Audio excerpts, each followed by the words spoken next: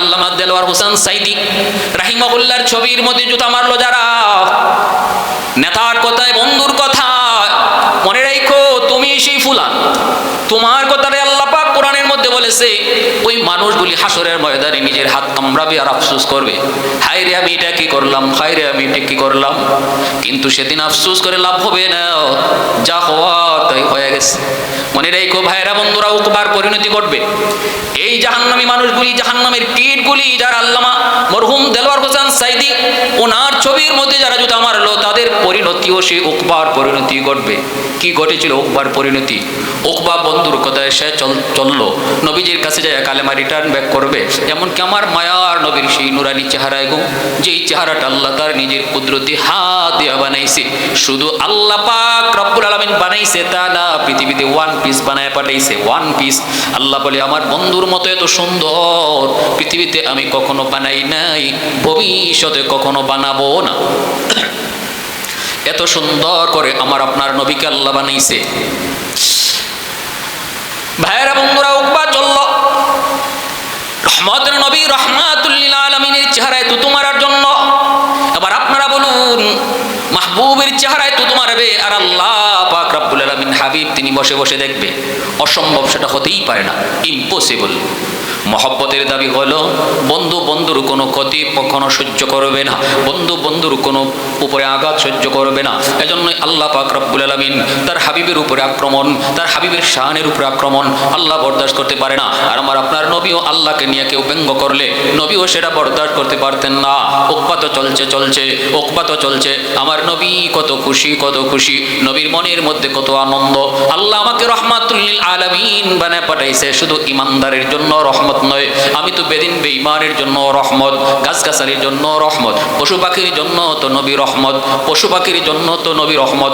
এজন্য নবীর মধ্যে তো আনন্দ। নবী তো অমুসলিমের ক্ষতিও কখনো পছন্দ করেন না, বেদিন বেঈমানদের জন্য নবী রহমতের দোয়া করেন।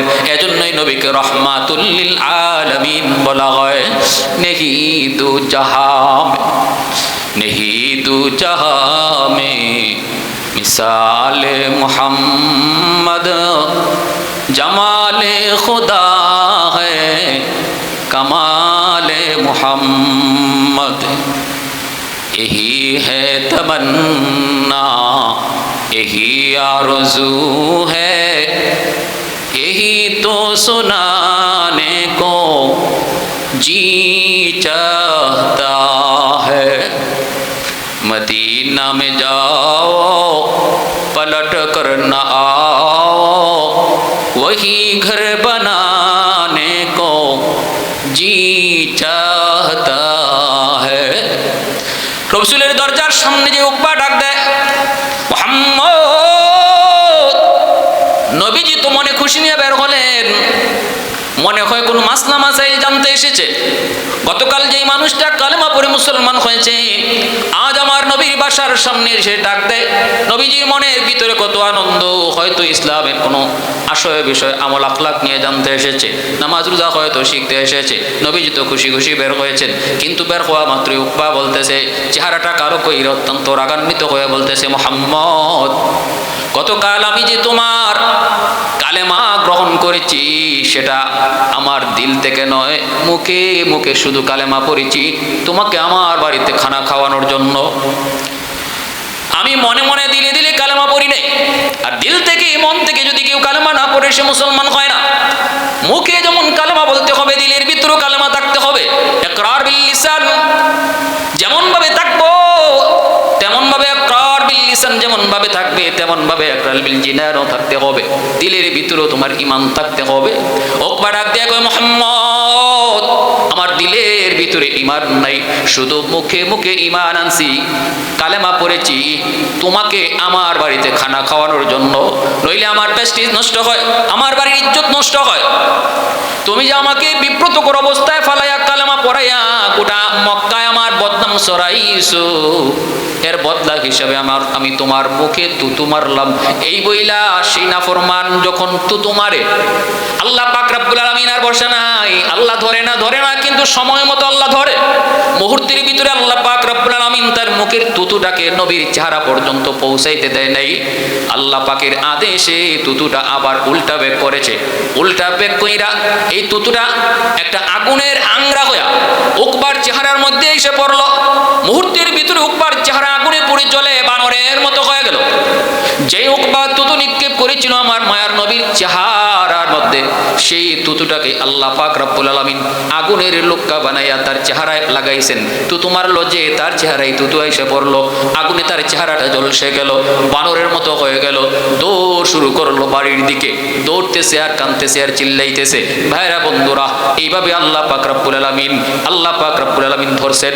এজন্য আল্লাহ পাক রব্বুল আলামিন ধরে না, ধরলে কিন্তু আল্লাহ ছাড়ে না। আল্লাহ সবসময় তার কুদরত দেখায় না, মাঝে মাঝে আল্লাহ পাক কিন্তু তার কুদরত দেখায়। আজকে যারা আল্লামা দেলোয়ার হোসেন সাইদি রাহিমাহুল্লাহর ছবির মধ্যে যারা জুতা নিক্ষেপ করেছো, মনে রেখো উকবার পরিণতির জন্য তোমরা অপেক্ষা করো। আজ নয় কাল, ওয়েট এন্ড সি। অচিরেই তোমাদের উপরে আল্লাহর ধরা আসবে। কারণ আল্লাহ বলে, মান আদালি ওয়ালিয়ান ফাকাদ আযানতুহু বিল হারব। আমার কোন ওলির সাথে যদি কেউ দুশমনি রাখে, সে যেন আমার সাথে যুদ্ধ ঘোষণা করলো। এজন্য মনে রাখবা, নেতা মানি ততক্ষণ যতক্ষণ নেতা ইসলাম মানে, নেত্রী মানি ততক্ষণ যতক্ষণ নেত্রী ইসলাম মানবে। যেদিন নেতা নেত্রী ইসলাম মানবে না, ওই দিন আমিও নেতা মানি না। দল করি ততক্ষণ যতক্ষণ দল কোরআন হাদিস মানবে। যেদিন কোরআন হাদিস মানবে না, উলামায়ে কেরামের বিপক্ষে যাবে, ওই দিন দলও আমি করব না। কারণ আমার দল বড় নয়, আমার ঈমান হলো বড়। এই আফসোসটাই হাসরের ময়দানে উকবা ইবনে আবী মুঈত করবে। হায় রে বন্ধুর কথায় কইরা আমি কেন এই আকাম করেছিলাম, আর আজকে আমি জাহান্নামী হয়েছি। আল্লাহ আমাদেরকে বুঝ দান করুন এবং এই ধরনের উলামায়ে কেরাম সহ ওলি আল্লাহদের সাথে বেয়াদবি থেকে আল্লাহ আমাদের সবাইকে হেফাজত করুন এবং সহি বুঝ দান করুন। আমিন। ওয়া আখির দাওয়ানা আনিল হামদুলিল্লাহ।